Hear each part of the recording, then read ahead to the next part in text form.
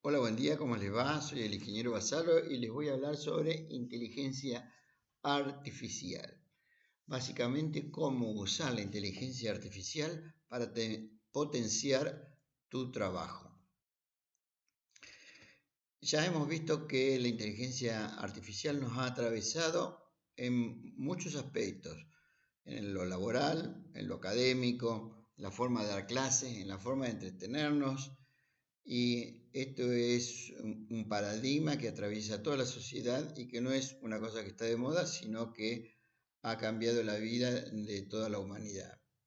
Podemos ver que aplica sobre oficios y profesiones, sobre médicos, doctores, ingenieros, abogados, y ahora también está incurriendo en la docencia y está incurriendo en lo que sería la parte artística, en todo lo que es el desarrollo y la creatividad de productos digitales como streamer, como videos digitales, creaciones, películas, etcétera. Entonces, viendo esta situación, lo que podríamos llegar a entender un poquito mejor es cuál fue el origen de la inteligencia artificial. Tenemos que remontarnos a 2012 en Hannover, Alemania. Se reunieron en un congreso para proponer un programa para aumentar la productividad industrial y global de toda Europa. Ahí desarrollaron una serie de tecnologías que luego se llamaron tecnologías convergentes y dentro de las cuales aparecía Big Data, la nube, Machine Learning, Deep Learning, inteligencia artificial, Industria 4.0, etc. Todas estas tecnologías se llamaban convergentes porque aumentaban en forma exponencial cuando se unían unas con otras. Ejemplo, utilizabas inteligencia artificial más Big Data y generaba algo que superaba la suma de sus componentes, lo que se llama sinergia. Por eso es que se denominan tecnologías convergentes. Y vamos a ver cómo esto influye sobre el desarrollo de las naciones, el hecho de tener tecnologías convergentes. Por ejemplo, el PBI de Argentina es de 455 billones de dólares, con una población de 50 millones promedio, millón más, millón menos, lo que da un PBI por habitante de 10.000 dólares. Ahora, si nosotros lo comparamos con Apple, que vale 2.150 billones, o sea, 4 veces más que el PBI de Argentina, y con una cantidad de empleados de 137, el PBI de Apple por persona es de 15.000 millones, 1.500 veces más. Esto es una analogía, ustedes dirán, un poco extraña, pero sin embargo está mostrando cómo el desarrollo de la riqueza genera una cantidad impresionante de valor agregado. Vamos a hacer otra consideración. Por ejemplo, el acero. El acero en CIDEAR de Argentina sale 2 dólares el kilogramo. Ahora, sin embargo, un reloj suizo con 180 gramos y 3.000 dólares el kilo saldría aproximadamente 18.000 dólares. O sea, 9.000 veces más. Y crear un reloj tampoco es una tecnología de punta, no es poner un cohete en Marte. Sin embargo, algunos países como Suiza han desarrollado una innovación tal que aprovecharon el agregado de valor y a un elemento tan elemental como el acero le han agregado valor y lo ha convertido en una verdadera riqueza. Vamos a ver otro ejemplo, por el maíz. Se exporta a 35.000 millones la tonelada. Esto equivale a 14 centavos de dólares el kilo. Ahora, una barrita de cereal sale 50 dólares, 200 veces más. O sea que nosotros hacemos lo siguiente, generamos maíz, generamos trigo, generamos cereales, lo exportamos a Brasil, lo ponen en un packaging y nos lo vuelven a vender 200 veces más caro. Está clarísimo el agregado de valor.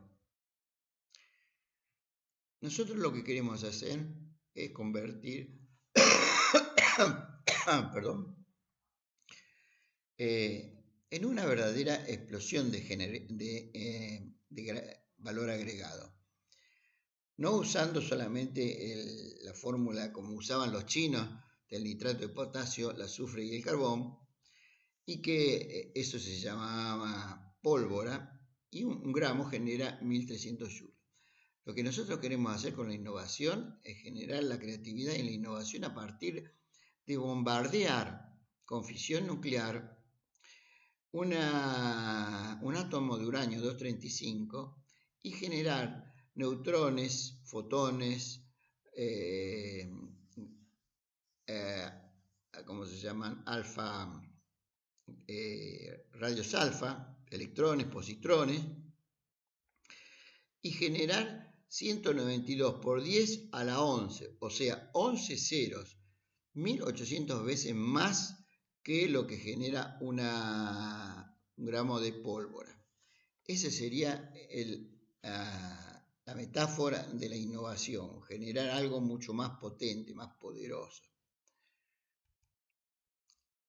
Como decía Albert Bartlett, el mayor defecto de la raza humana es nuestra incapacidad para comprender el crecimiento exponencial. Siempre lo pensamos de manera lineal, porque el pasado fue lineal. Sin embargo, en el futuro, y más con la inteligencia artificial y las tecnologías convergentes, aparece algo que es potencialmente distinto, que es el crecimiento exponencial.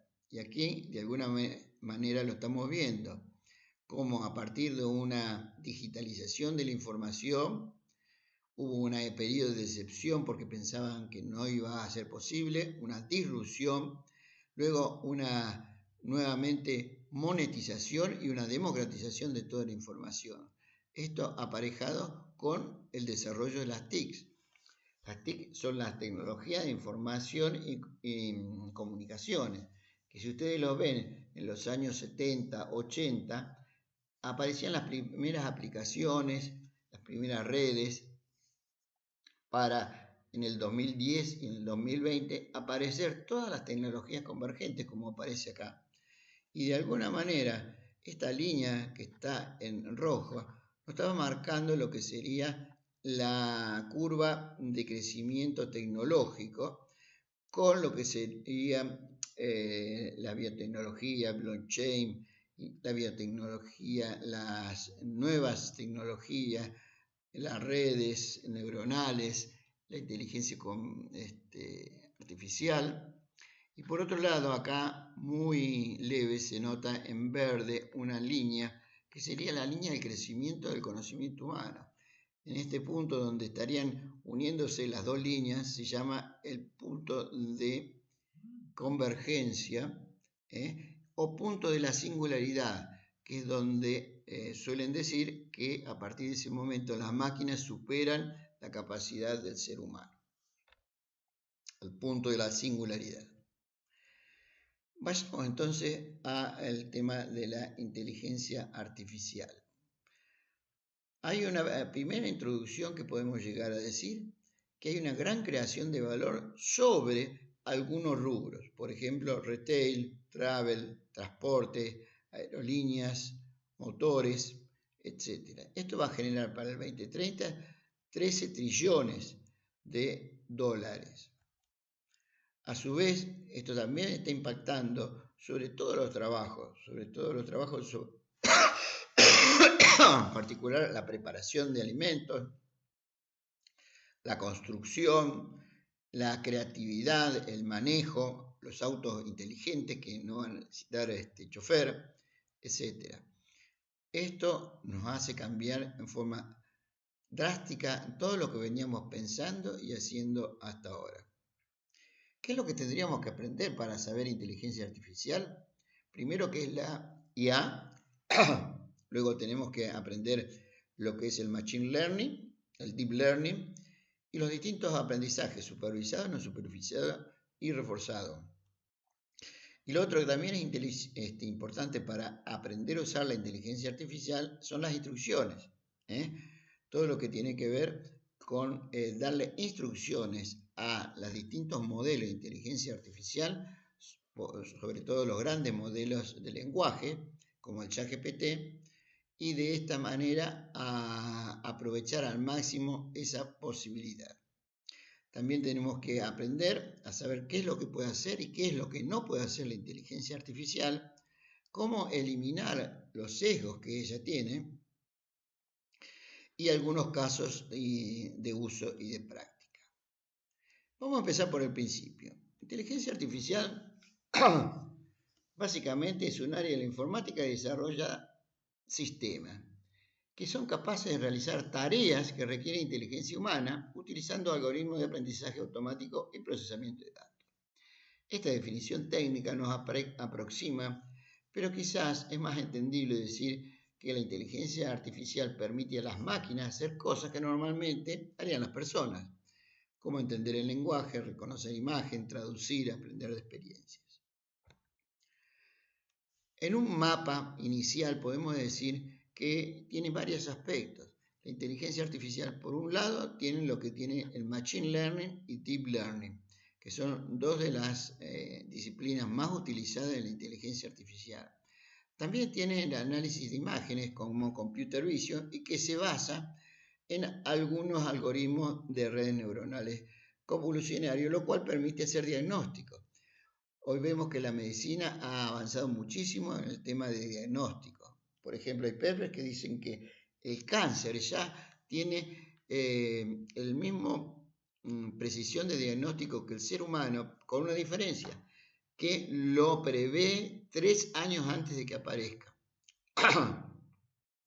Y por otro lado, tenemos los grandes modelos de procesamiento, donde está el ChatGPT y todos los otros, que aparecen más de 20, y que nos permiten tener una interacción mucho más amigable con la inteligencia artificial. Entonces, vamos a empezar por una primera división. El aprendizaje automático es una de las ramas de la inteligencia artificial que permite a las máquinas aprender a partir de datos, sin ser explícitamente programado. Antes vos tenías un programa, unos datos, procesaba y tenía una respuesta. Ahora funciona al revés. El paradigma cambió. Ahora vos, a partir de ciertos datos, aplicás esos datos a un modelo. El modelo identifica lo que sería una función que representa ese fenómeno. Y una vez que detectás esa función, vos podés ponerle cualquier input a ese sistema y la máquina te va a predecir cuál es el valor esperado en función de esa función que ha determinado. Esto que parece tan difícil, en realidad es muy fácil, porque se va etiquetando las imágenes. Por ejemplo, se toma un gato y se pone una etiqueta de gato, un perro, una etiqueta de perro, una persona, etiqueta de persona. Entonces la máquina va asociando que cada imagen que tenga esa morfología es un gato o un perro o una persona. De manera tal que encuentra o determina una función que luego le pones una imagen nueva que nunca la vio de un perro y lo identifica. Eso sería lo que sería aprendizaje automático, que a su vez se divide en supervisado porque lo vas entrenando con etiquetas, pero también está el no supervisado, que busca patrones en forma automática. Esto mediante una tecnología que se llama embedding y que permite, mediante redes neuronales convolucionarias, identificar algunos patrones, o sea, clúster, conjunto de datos que se agrupan alrededor de un núcleo. Una vez que tenés esos clústeres, no hace falta que vos los etiquetes. Vos ya podés identificar que en ese sector está pasando algo, una anomalía, por ejemplo, una enfermedad. Y de esta manera no hace falta que hagas ese trabajo enorme que puede llegar a ser el etiquetado de datos porque lleva mucho tiempo y horas hombre, sino que lo hace la máquina automáticamente. Y mucho más ahora con la computación cuántica, que es 100.000 veces más poderosa que la computación de inteligencia artificial actual basada en los servidores de las redes. Y luego está por refuerzo. Por refuerzo es como aprenden los chicos. Cuando vos le decís no toques eso, no pongas los dedos en el enchufe, bueno, ahí aparece la posibilidad de armar un aprendizaje por refuerzo y por esto se usa mucho en los drones. Los drones se dice, tenés que subir, pero no demasiado alto como para perder la señal. Y por otro lado, tenés que decir, bueno, no bajes demasiado porque si no te chocas. De esa manera va aprendiendo el dron. Entonces, para resumir, podemos en un diagrama de Venn ver que hay aprendizaje automático, supervisado, por esfuerzo y profundo. Entonces vamos a arrancar con el aprendizaje profundo. El profundo se basa en redes neuronales convolucionales. Y se llaman neuronales porque utiliza la misma modalidad que utilizan las neuronas humanas.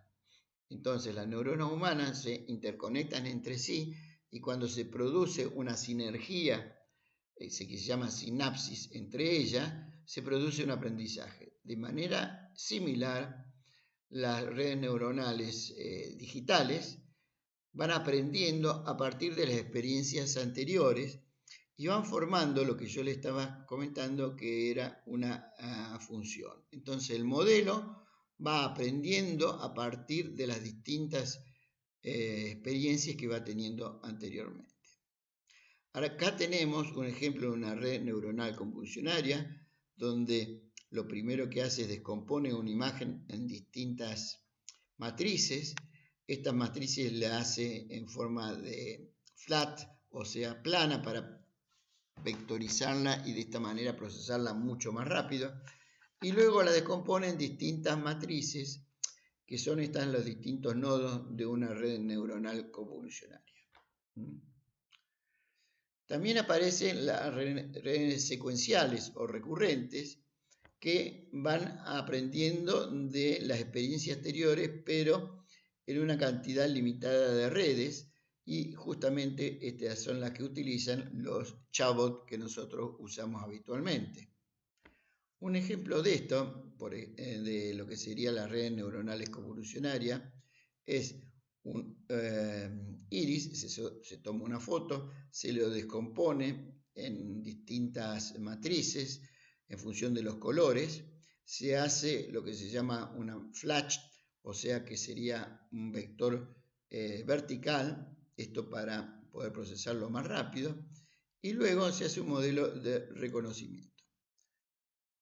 Vamos a ver acá. Bueno, muy bien, vamos a empezar a usar la aplicación que la bajamos. Ahí vemos Iris, apretamos en el lugar. Es bastante sencilla, donde dice fotos, sacamos una foto, aceptar y vamos a hacer el diagnóstico. Primero vamos a usar el modelo de ideología de Bellamy-Janssen, donde en cada lugar de la pupila ha reflejado un órgano principal del cuerpo humano. Luego vamos a usar el modelo de inteligencia artificial con un algoritmo YOLO, la forward propagation, que básicamente en la forward se van haciendo los cálculos que llevan a una predicción, y luego la back propagation, que volvés sobre la red y vas a ir viendo los errores que tuviste ajustando los hiperparámetros. Una vez que terminas eso, el siguiente y ya tenés el diagnóstico. Por ejemplo, acá tenemos la foto, el mapa ideológico, y diría acá, lesión abierta de glándula tiroide, lesión cerrada de área bronquial, divertículos, depósito de azufre, debilidad cardíaca y rosario linfático.